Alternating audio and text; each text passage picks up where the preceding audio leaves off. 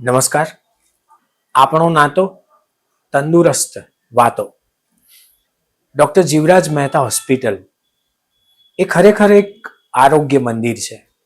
આપણા બધા જ મનના પ્રશ્નોનું સમાધાન જીવરાજ મહેતા હોસ્પિટલ વર્ષોથી કરતી આવી છે. એક હૂંફાળો અનુભવ છે. શરીર છે એટલે સુખ અને અસુખ બંને અનુભવાય, રોગ પણ થાય, પણ એનો ઉપચાર જો સરળ રીતે, સારી રીતે, પ્રામાણિક રીતે, ખિસ્સાને પરવડે એવી રીતે થાય તો જીવનમાં થોડો વધારે આનંદ ઉમેરાય. ડૉક્ટર જીવરાજ મહેતા હોસ્પિટલ આવા પ્રશંસનીય અને પ્રામાણિક કાર્યો કરી રહી છે. આજે આપણી વચ્ચે ડૉક્ટર પાર્થ સોરઠિયા છે. સ્પાઇન કરોડરજ્જુ બહુ અગત્યની છે. દરેક વાતમાં, દરેક વસ્તુમાં કરોડરજ્જુ હોય જ છે. એક પુસ્તક આપણે વાંચીએ છીએ ત્યારે એની કરોડરજ્જુ છે. હું બોલું છું અને આ પુસ્તક સમજાવું છું ત્યારે એ બંને વચ્ચે મારી થતી વાત, એમાં પણ એક કરોડરજ્જુ છે. આ કરોડનો મરોડ બહુ અગત્યનો છે. સ્પાઇન એ સાચા અર્થમાં તો આમ જોવા જઈએ તો આખા શરીરનું એક નાભી કેન્દ્ર છે. એ જો બરાબર હોય તો આપણા રોજબરોજના ઘણા બધા દુખાવાઓ આપોઆપ જ દૂર થઈ જાય. ડૉક્ટર પાર્થ સોરઠિયા આપણી સાથે છે અને આપણે સરળ ભાષામાં એમની પાસેથી આજે આ સ્પાઇનના રોગો, એના દર્દો, એના વિશે સમજવું છે. સાહેબ, ખૂબ ખૂબ આભાર આપનો. આપની વ્યસ્તતા હું જાણું છું, પણ એ વ્યસ્તતામાંથી આપે આવી સરસ રીતે અમારી જોડે વાત કરવાની રસમસ્તતા કેળવી. આત્મીયતા સાથે આપને આવકારું છું. સરળ ભાષામાં સ્પાઇન શું છે? સ્પાઇન એટલે આપણા શરીરનો આધાર સ્તંભ. મેઇનલી સ્પાઇન 3 વસ્તુઓનું બનેલું હોય. એક તો મણકા. ઓકે. એ મણકા વચ્ચે ગાદી હોય અને એમાંથી નીકળતી નસ હોય. એટલે કે મણકા આધાર સ્તંભ છે, હાડકાના બનેલા છે અને એ આપણને મેઇનલી આધાર આપે છે. એમાં વચ્ચે ગાદી હોય, ગાદી કુશનિંગ ઇફેક્ટ આપે, આપણને મણકાને થોડા થોડા વાળવામાં મદદરૂપ બને. અને એમાંથી નીકળતી નસો એ મગજમાંથી નીકળે અને છેક શરીરના અંગો સુધી જાય. આપણું હાથ ચલાવવા માટે, પગ ચલાવવા માટે જેટલી પણ નસો છે એ બધી સ્પાઇનમાંથી પસાર થતી હોય છે. એટલે મેઇનલી સ્પાઇન આ મૂળભૂત 3 વસ્તુઓથી બનેલું હોય છે. ઓકે. લગભગ 10માંથી 7 યુવાનો એવા છે કે જેને સ્પાઇનના પ્રોબ્લેમ હોય છે. સ્પાઇનની સમસ્યાઓ વધી કેવી રીતે? સો આજકાલ લાઈફસ્ટાઈલ જ એવી થઈ ગઈ છે. લોકો બધું ઓનલાઈન ઓર્ડર કરતા થઈ ગયા છે. બહાર જવું કોઈને ગમતું નથી. હવે તો જોબ પણ વર્ક ફ્રોમ હોમ થઈ ગઈ છે. એટલે આખો દિવસ બેઠાડું જીવન, પ્લસ બેઠા બેઠા બીજું કોઈ કામ કરવું નહીં. અને ઘણા લોકો તો એકદમ એબનોર્મલ પોસ્ચરમાં બેઠા હોય જેથી એમના સ્પાઇન પર વધારે દબાણ થાય. Okay. Plus junk food eating, obesity, આ બધાને લીધે વધારે એડેડ કોસ્ટ ફેક્ટર થાય કે જેના લીધે આ બધી વસ્તુઓ સ્પાઇનને વધારે ડિસ્ટર્બ કરે. આ બધી વસ્તુને લીધે સ્પાઇનના તકલીફો બહુ વધતી હોય છે. પ્લસ મોબાઈલ છે, લેપટોપ છે, આખો દિવસ ટક ટક ટક ટક ચાલુ હોય છે. ઇવન એ લોકો બહાર 5 મિનિટ આટો મારવા જાય તો પણ એ 5 મિનિટમાં મોબાઈલ જોઈને જ આવતા હોય છે. બીજું કશું નવું કરતા હોતા નથી. ઘણા છોકરાઓ તો લગભગ યુવાન થાય ત્યારથી જ આમ ખભા સાથે એવા ઘણા બધા કેસ તમારી પાસે? બહુ જ મતલબ ત્યારે શું તમે એમને દવા સિવાય શું ગાઈડ કરો? મતલબ એ લોકોને એટલીસ્ટ સ્ક્રીન ટાઈમ્સ એકદમ સ્પેસિફિકલી કંટ્રોલમાં કરવો એકદમ જરૂરી છે. આપણે પણ લોકોને એ સમજાવવું જોઈએ. કરેક્ટ. સો એ લોકોને હું સલાહ આપું છું કે ભાઈ મોબાઈલ મિનિમમ યુઝ કરવો જોઈએ. મોબાઈલ એક એવી વસ્તુ નથી કે જેના વગર આપણે ચલાવી શકીએ. મોબાઈલ એક અનિવાર્ય વસ્તુ છે, પણ એનો દુરુપયોગ નહીં કરવાનો. આખો દિવસ વગર કારણની વસ્તુઓમાં આપણે મોબાઈલમાં બહુ જ રચ્યા પચ્યા રહ્યા છીએ, પણ એને આપણે જરાક પણ એન્ટરટેન કરવી નહીં. એક ડિસિપ્લિન લાઈફ રાખવાની. ઉઠવાનું સુવાનું બધું ડિસિપ્લિનથી થવું જરૂરી છે. ઓકે. ઇવન પોસ્ચર પણ ઘણો ખરો મેનેજ કરવો દરેક માણસને જરૂરી છે. પોસ્ચર મેનેજમેન્ટના લીધે જ ઘણા લોકોના અડધા ઓપીડીના માણસો તો બેડ પોસ્ચરના લીધે જ સ્પાઇનના પેઇનથી પીડાતા હોય છે. ઓકે. અને એ પોસ્ચર મેનેજમેન્ટથી જ એ લોકોને સારું થઈ જતું હોય છે. ઓકે. ઘણા લોકોને મેં સાંભળ્યા છે કે સ્લીપ ડિસ્ક એ શું છે, એટલે એમાં શું થતું હોય અને એનું નિવારણ કેવી રીતે? રાઈટ. સ્લીપ ડિસ્ક કહો, સિયાટિકા કહો કે નસ પર દબાણ કહો, આ બધી વસ્તુ એક સમાન છે. ઓકે. યુઝ્યુઅલી શું થતું હોય છે કે આપણી જે મણકા વચ્ચે ગાદી હોય છે એ કોઈ એક નહીં તો બીજા કારણોસર ખસી જાય એની જગ્યાએથી, અને ખસીને જે નસ નીકળતી હોય એ નસ પર દબાણ કરે. ઓકે. ઘણા બધા લોકોને મેં સાંભળ્યા છે કે સાયટિકા છે. કરેક્ટ. હા, કરેક્ટ. સો એ નસને દબાણ થાય એટલે સ્લીપ ડિસ્કની ડિસઓર્ડર, એને કે સાયટિકા કહો, કે પછી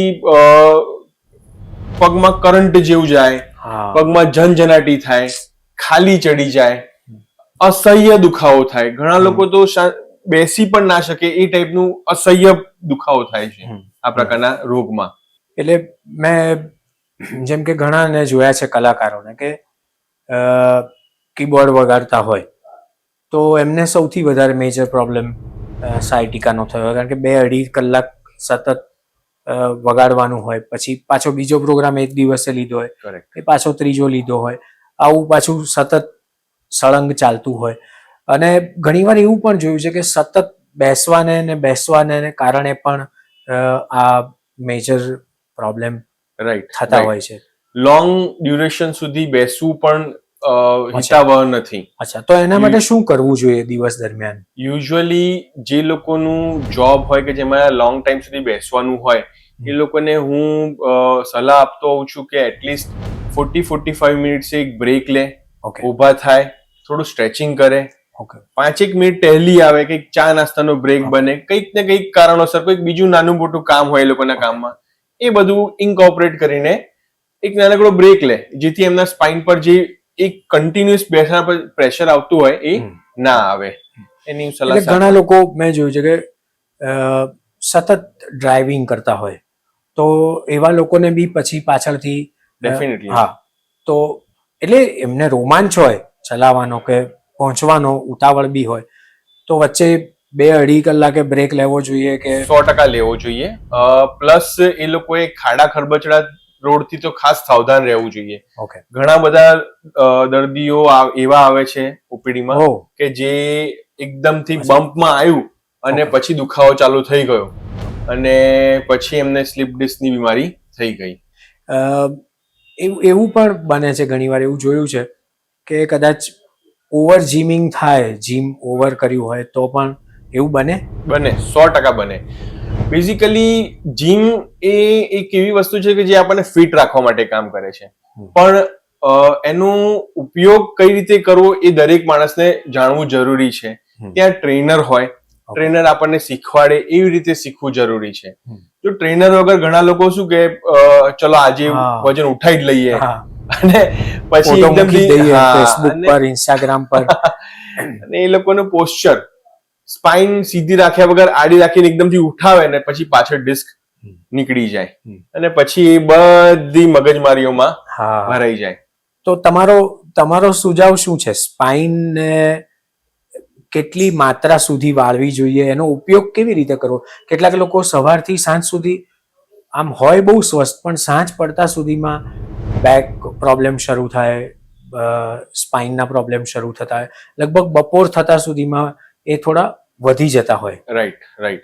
સો મારો બેઝિકલી મોટાભાગના દરેક દર્દીઓને એક સુઝાવ હોય છે, નીચે બેસવાનું અવોઇડ કરવું જોઈએ.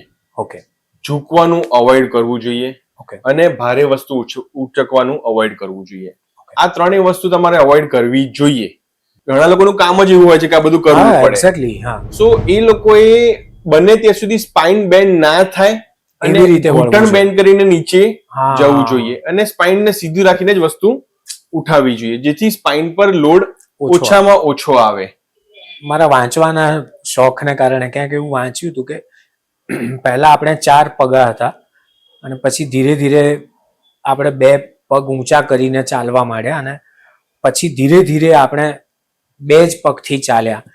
એટલે એમ કે પહેલા આપણા શરીરનું જે વજન 4 2 હાથ અને 2 પગ ઉપર ડિવાઈડ આવતું થઈ હતું, જતું એ હવે ખાલી 2 પગ ઉપર આવે છે, એટલે સ્પાઇનના પ્રોબ્લેમ વધ્યા છે. એવું એ વાત સાચી કે વાંચવા પૂરતી બરાબર છે? ના, એટલે આપણે એમ પ્રેક્ટિકલી જોવા જઈએ તો જો 4 પગ હોત તો કદાચ 4 જગ્યાએ વજન ડિવાઈડ થઈ જતું. તો એ વજનના લીધે આપણને સ્પાઇન પર જે ઘસારો ડિજનરેશન થાય છે એ ઓછો થાય. ઓકે, પણ માણસ એટલે જ ઇવોલ્વ થયો છે કે એ હાથનો ઉપયોગ Exactly. બીજા કામ માટે કરી શકે. એક્ઝેક્ટલી. એટલે પછી આપણે ઇવોલ્યુશન સાથે આપણે એડજસ્ટ થવું જરૂરી છે. એટલે મારી વાત એ જ હતી કે 2 પગના ઉપર જેટલું વજન આવે છે એટલું વજન તો લઈએ જ છીએ, પણ એ સિવાય જો થોડી તકેદારી રાખીએ તો આઈ થિંક પાછલા વર્ષોમાં અથવા તો જે જીવીએ છીએ વર્ષોમાં સ્પાઇનના પ્રોબ્લેમ ઓછામાં ઓછા થાય. Correct. Sir, red flag symptoms શું છે? રાઈટ. સો બહુ પ્રચલિત થયો છે આ શબ્દ રાઈટ હમણાં. રાઈટ. રેડ ફ્લેગ એટલે અલાર્મિંગ સિમ્ટમ. અલાર્મિંગ એટલે કે તમારે આ વસ્તુને અવોઇડ નહીં કરવાની. ઓકે, મતલબ કે હું તમને કહું 10 માંથી 8 થી 9 જણા સ્પાઇનના દર્દથી પીડાય છે. સાચી વાત છે. રાઈટ. પણ એ લોકો એની રીતે જવા દે છે, અને ઘણા ખરા દર્દીઓને ઘરે જ નાના મોટા ઘરગથ્થુ ઉપચારથી સરખું થઈ જતું હોય છે. પણ રેડ ફ્લેગ એટલે કે ના, આ વસ્તુને અવોઇડ નહીં જ કરવાની. જેની અંદર શું આવે, એક અસહ્ય દુખાવો, અસહ્ય પગમાં દુખાવો થતો હોય, કરંટ જેવું જતું હોય, કોઈ પણ ટાઈપની ટ્રીટમેન્ટથી એને કોઈ જ ફરક પડતો ના હોય. ઓકે. નંબર 2, પગ સૂના પડી જવા, એટલે કે પગની નીચે જે આપણી સોલ્સ છે ત્યાં એકદમ ગાદી જેવું ફીલ થાય, તમે રૂ પર ચાલતો એવું તમને ફિલિંગ આવે. એટલે એને આપણે ખાલી ચડી છે એવું કહેવાય કે કહી શકાય. હા. પ્લસ એ જ માણસને પગમાં વીકનેસ આવી, એટલે કે તમે ચાલો ત્યારે તમે ચપ્પલ ગ્રીપ ના કરી શકો, તમે ચપ્પલ સરખી રીતે પહેરી ના શકો, અને ચપ્પલ તમારા પગમાંથી નીકળી જાય, વીકનેસ થાય, અથવા પછી પગ જે ઊંચા નીચા થાય છે એ ના થાય, એને ફૂટ ડ્રોપ કહેવાય મારી ભાષામાં. ઓકે. આ વસ્તુ. પ્લસ જો વધારે તકલીફ થાય તો અમુક લોકોના પેશાબ અને સંડાસનો કંટ્રોલ પણ ખોવાઈ જતો હોય છે, જેને બોવેલ બ્લેડર ઇનકન્ટિન્યુઅન્સ કહેવાય. એ લાસ્ટ સ્ટેજ છે સ્લીપ ડિસ્કનો. એટલે આ બધી વસ્તુઓને તમારે અવોઇડ ના જ કરવી જોઈએ. જો આવું કંઈ પણ જોવા મળે તો તાત્કાલિક ધોરણે કોઈ એક સ્પાઇન સ્પેશિયાલિસ્ટને મળવું જ જોઈએ. એટલે વારે ઘડીએ ખાલી ચડતી હોય અથવા વારે ઘડીએ દુખાવો સતત પગમાં રહેતો હોય એવા લોકોએ તો સૌથી પહેલા ડેફિનેટલી ચેતી જવું જોઈએ. ડેફિનેટલી. પછી આપણે ત્યાં જ્યારે જઈએ છીએ ડોક્ટર પાસે ત્યારે એક શબ્દ આવે છે MRI. બહુ બધા લોકો ગભરાય છે આજકાલ, અને એના વિશે અસમંજસ પણ બહુ લોકો રહે છે કે આ શું છે, શું એવો ટેસ્ટ, આ શું, એને એક્સપ્લેન કરી આપો ને સરળ ભાષામાં. MRI એટલે એક જાતનો ફોટો જ છે, બરાબર, પણ હવે અદ્યતન ટેકનોલોજી એવી આવી ગઈ છે કે ખાલી એક્સરે નહીં, એ મેગ્નેટ થી બનેલું છે. ઓકે. એટલે કે એની અંદર આપણને નર્વ ટિશ્યુ વધારે સારી જોવા મળે છે, જે નસ કહીએ એ. હવે સ્પાઇનમાં આપણને મેઇન વસ્તુ જોવાની છે નસ. નસ કેટલી દબાય છે એના પર આખી આપણી ટ્રીટમેન્ટ રહેલી છે. સ્પાઇનના જે પણ દર્દીઓ હોય એમાં 80 થી 90% લોકોને દવાથી જ સારું થતું હોય છે, અને જે વધ્યા 10 થી 20% લોકો, એ લોકોને આગળની ટ્રીટમેન્ટ જેવી કે ઓપરેશન અથવા ઇન્જેક્શનની જરૂર પડે છે. પણ હવે આ વસ્તુ ડિસાઈડ કઈ રીતે કરવી? આપણને ખબર છે કે આપણી નસ દબાય છે, પણ નસ કેટલી દબાય છે એ જોવું જાણવું જરૂરી છે, કે જેનાથી આપણને આગળ ટ્રીટમેન્ટ નક્કી થઈ શકે. એક આખો ગ્રાફ મળી શકે. કરેક્ટ. એને જ આપણે એ ફોટોગ્રાફ પણ એ નકશીખ જે તમને જોઈએ છે, ક્યાં દર્દ છે, શું છે. કરેક્ટ. ઓકે. કરેક્ટ. સો MRI થી આપણને એટલીસ્ટ 100% આઈડિયા આવી જાય કે ભાઈ આ દર્દીને મોટા ભાગે દવાથી જ સરખું થઈ જવાનું છે, આ લોકોને ઓપરેશનની જરૂર નથી જ પડવાની, અથવા પછી એ લોકોને શું ધ્યાન રાખવાનું છે, કઈ વસ્તુની તકેદારી રાખવાની છે, અથવા પછી આ દર્દીને કે જેને ગમે તેટલું તમે દવા આપશો પણ એને વારે ઘડી આ દર્દ પાછો આવી જ જશે, તો એને ઓપરેશન કરીને સરખું કરી શકાય એવું છે. ઓકે. લોકો બહુ ઘણીવાર ખાસા લોકોને મેં જોયા છે કે બહુ ડરે સ્પાઇનનું ઓપરેશન કરાવતા. રાઈટ. આપણે ત્યાં કેટલોક ડર તો કારણ વગર પણ આવ્યો છે. કરેક્ટ. એને તો આપણે નિવારી નહીં શકીએ, પણ ખરેખર એવું છે કે સ્પાઇનનું ઓપરેશન બીક લાગે કે શું? ના. જો પહેલા લોકો ડરે છે એટલે કારણ કે એ લોકોને એ વાતોમાં જાણવા મળે છે કે ભાઈ સ્પાઇનનું ઓપરેશન સક્સેસફુલ નથી થતું, સ્પાઇનમાં પ્રોબ્લેમ આવે છે. પણ એ કેટલા ટકા લોકો, પહેલી વસ્તુ તો મારી એ જાણવાની છે. પ્લસ ઘણા દર્દીઓ તો એવા આવતા હોય છે કે જેને જ્યાંથી સમાચાર મળે કે આનું ઓપરેશન ફેલ થાય છે, એ લોકો કદી જિંદગીમાં કદી ઓપરેશન કરાવ્યું નથી. બસ એ લોકો વાયા વાતો આવી ગઈ એટલે કે બધાને કે ઓપરેશન ફેલ થાય છે. હા, પહેલાના જમાનામાં ઇન્સ્ટ્રુમેન્ટ્સ એવા સારા નતા. આજથી 20 વર્ષ 30 વર્ષની પહેલાની વાત કરીએ. હવે અત્યારના જમાનામાં ઇન્સ્ટ્રુમેન્ટ એટલા સારા થઈ ગયા છે, જે ટેકનોલોજી એટલી સારી થઈ ગઈ છે કે સ્પાઇનના 90% ઓપરેશનમાં કોઈ પ્રોબ્લેમ આવતો નથી. ઓપરેશન સરળતાથી થઈ જાય છે. ઓપરેશન દરમિયાન દર્દી સંપૂર્ણપણે બેભાન હોય છે, એટલે દર્દીને તો જરાક પણ ખબર પડતી નથી. પ્લસ ઇવન ઓપરેશન પછી પણ મોટા ભાગના દર્દીઓ પેઇન ફ્રી હોય છે. ઘણા બધા કેસીસમાં તો ઇન્સ્ટન્ટ રિઝલ્ટ જોવા મળે છે, જેમ કે જે પગમાં એકદમ કરંટ જતો હોય, ઝણઝણાટી જતી હોય, ઓપરેશન પછી બીજી જ સેકન્ડે એકદમ કમ્પ્લીટ ક્લિયર. અને હવે મિનિમલ ઇન્વેઝિવ સ્પાઇન પણ આવી ગયું છે, એટલે કે જે પહેલા આખું ચેકો મારીને આખું સ્પાઇન ઓપન કરીને કરતા હતા, હવે એની જગ્યાએ નાના નાના હોલ કરીને કરતા હોઈએ છીએ. એના રિઝલ્ટ એટલા જ સારા છે. અને એમાં તો દર્દી ઓપરેશન 2-3 કલાક પછી ચાલતો ફરતો થઈ જતો હોય છે. એટલે ઓપરેશનના રિઝલ્ટ ઘણા સારા હોય છે. આપણે એવી મીથ છોડી દેવી જોઈએ કે ભાઈ ઓપરેશનથી સ્પાઇનની ઓપરેશન હંમેશા ફેલ થતું હોય. એટલે ઘણી જગ્યાએ ઘણી વાર ઘણી ઉંમર પછી લોકોને સમજાય છે, અને પછી સમજાય ત્યારે એમને એવો એક ડર પણ હોય છે કે હવે હું કરાવીશ ને કેટલા વર્ષ જીવવાનું છે શું. તો એવી વખતે કાળજી કેટલી જરૂરી છે, તકેદારી? રાઈટ. સો ઓલ્ડ એજ, સ્પાઇન એ મોસ્ટલી ઓલ્ડ એજ બીમારી છે. ડિજનરેશન સ્પાઇન એ ડિપેન્ડ કરે છે કે તમે કેટલા એન્થુઝિયાસ્ટિકલી પોતાના લાઈફસ્ટાઈલને એન્જોય કરો છો. તમારે જો ખાટલે જ બેસી રહેવું હોય તો તમે કશું કરવાના નથી, પણ તમારે એટલીસ્ટ હરવું ફરવું હોય, પોતાનું કામ કરવું હોય, અથવા પછી ચોરાએ જઈને ભાઈબંધો મિત્રો દોસ્તો જોડે વાતો કરવી હોય, આ બધું કરવું હોય તો તમારે તમારી સ્પાઇનની તકેદારી રાખવી 100% જરૂરી છે. હવે એવું જરૂરી નથી કે યંગ પેશન્ટમાં જ ઓપરેશન થાય, ઓલ્ડ એજમાં પણ સ્પાઇનના ઓપરેશન થતા. લગભગ રેશિયો ઓલ્ડ એજનો વધારે હોય છે યંગ કરતા, કારણ કે એમાં ડિજનરેટિવ પ્રોબ્લેમ્સ વધારે હોય છે. પણ હવે આપણા સમાજની માન્યતા એવી છે કે ભાઈ લોકો ડિલે કરતા જાય, દુખે છે અને અવોઇડ કરે, પેઇન કિલર લઈ લે ને આમ કરે ને તેમ કરે. પછી એ લોકોને કેવું, એ લોકોની નસ વર્ષોથી દબાયેલી હોય છે. હવે મારી એટલી જ હું દરેક માણસને એક ઉદાહરણ આપતો હોઉં છું કે સ્પાઇન જે નસ નીકળે આપણી આંગળી જેવી હોય, બરાબર? આપણે આંગળી ડ્રોવરમાં નાખી દઈએ અને એકદમથી ડ્રોવર જોરથી દબાઈ દઈએ, બરાબર? તો નુકસાન તો થયું. હવે તમે તરત ડ્રોવર ખોલી દો તો શું થવાનું? બચી જશે આંગળી. પણ એ જ આંગળી વર્ષ, 2 વર્ષ, 5 વર્ષ, 10 વર્ષ સુધી દબાઈ રાખો, પછી ગમે તેટલો સારો ડોક્ટર આવે, ગમે તેટલી સારી સર્જરી કરે, ગમે તેટલી સારી રીતે નસ નીકાળી આપે, પણ જે ડેમેજ થઈ ગયું, જે આંગળી કાળી પડી ગઈ, જે નસ સુકાઈ ગઈ, એમાં પછી તમને રિઝલ્ટ. બહુ સારું ઉદાહરણ આપીને તમે આખી વાતને સમજાવી, અને બહુ જરૂરી છે આ સમાજમાં આવી જાગૃતિ આવવી બહુ જરૂરી છે. એનો ટ્રીટમેન્ટ પ્લાન કેવી રીતનો હોય છે? રાઈટ. સો ધારો કે 100 પેશન્ટ આપણે સ્પાઇનના જોતા હોઈએ, સ્પાઇનની દર્દનો, બરાબર, તો એમાંથી 70 થી 80% લોકોને દવાથી જ સરખું થઈ જતું હોય છે. દવા અને થોડો ઘણો રેસ્ટ, કમ્પ્લીટ બેડ રેસ્ટ કોઈ સ્પાઇન પેઇન માટે જરૂરી નથી. ચાલતા ફરતા રહી શકો છો. બહુ જ દુખાવો હોય, અત્યંત દુખાવો હોય તો 24 અવર્સ સુધી રેસ્ટ, પછી નેક્સ્ટ ડે તમે આરામથી તમે ચાલી ફરી શકો છો. ઘણા દર્દીઓને દવાથી પણ ફરક પડતો ના હોય અથવા ઓછો ફરક પડતો હોય, એ લોકો માટે ફિઝિયોથેરાપી જેમ કે કરંટ છે, પાછળ ડાયાથર્મી છે, અથવા પછી લેઝરની ટ્રીટમેન્ટ આપતા હોય છે. હવે એક વાત, મેઇન એક્યુટ ફેઝ દુખાવાનો સરખો થઈ જાય પછી તમારા મસલને સ્ટ્રોંગ બનાવવાનો ફેઝ આવે, એટલે કે બેક સ્ટ્રેન્થનિંગ એક્સરસાઇઝ આવે. આ બેક સ્ટ્રેન્થનિંગ એક્સરસાઇઝ થી શું થાય કે તમને જે વારે ઘડીએ સ્પાઇન પ્રોબ્લેમ થતો હોય છે એ અટકે, તમારા મસલ સ્ટ્રોંગ થાય, તમારી લાઈફસ્ટાઈલમાં તમે થોડું ચેન્જીસ લાવો, તમારા પોસ્ચરલ હેબિટમાં તમે ચેન્જીસ લાવો, એટલે તમે યુઝ્યુઅલી જે રિકરન્ટ સ્પાઇન પેઇન થતા હોય એને તમે અવોઇડ કરી શકો.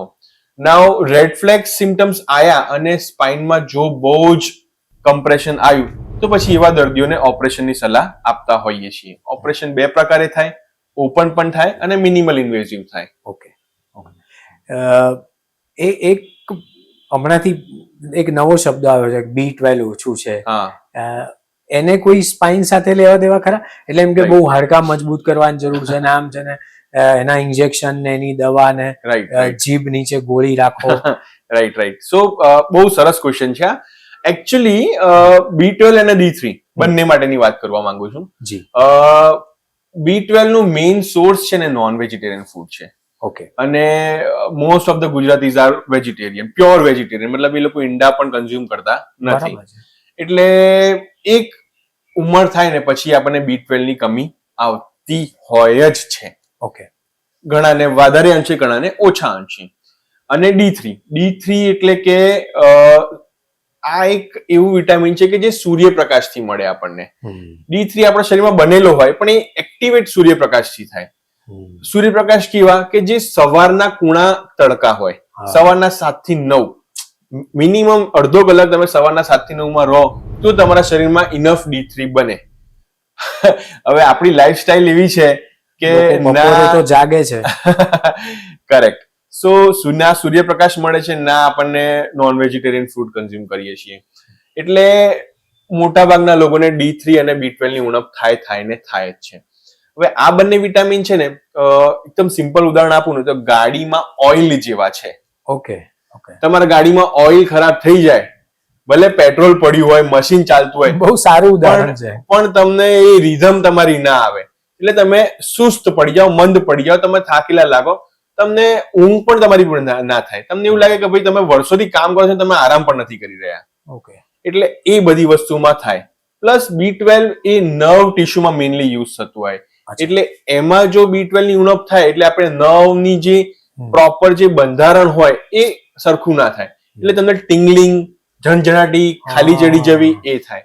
પણ યાદ એ રાખવું જરૂરી છે કે B12 D3 નું હોય ને એ આખા બોડી પર ઇફેક્ટ કરે, એટલે જે તમને ઝણઝણાટી, ખાલી બધું ચડે છે, તમને બંને હાથમાં, બંને પગમાં એવી રીતે સિમેટ્રિકલી તમને અનુભવ આવે. પણ જો સ્પાઇન હોય, સ્લીપ ડિસ્ક હોય તો તમે એક સાઈડ વધારે આ પ્રોબ્લેમ આવશે, કારણ કે સ્લીપ ડિસ્ક થઈને એક સાઈડની નસ દબાવે છે, નહીં કે બંને સાઈડની. રાઈટ.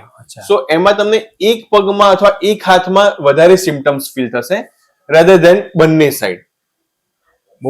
તમે બહુ સારી વાત કરી કે ખાલી ચડે તો બે પગે ચડે, એક પગે કેમ ચડે? એક પગે ચડે તો એક મિકેનિકલ પ્રોબ્લેમ છે, જેમ કે સ્લીપ ડિસ્ક.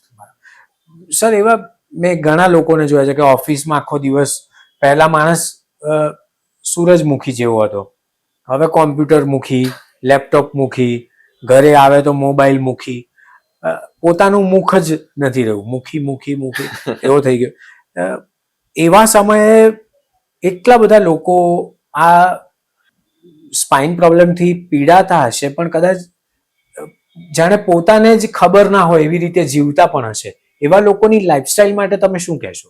રાઈટ. સો એક સિમ્પલ વસ્તુ છે કે મોબાઈલ એ એક એવું આધુનિક ડિવાઇસ છે કે જેના ઉપયોગ જેટલા સારા છે એટલા જ ગેરઉપયોગ છે.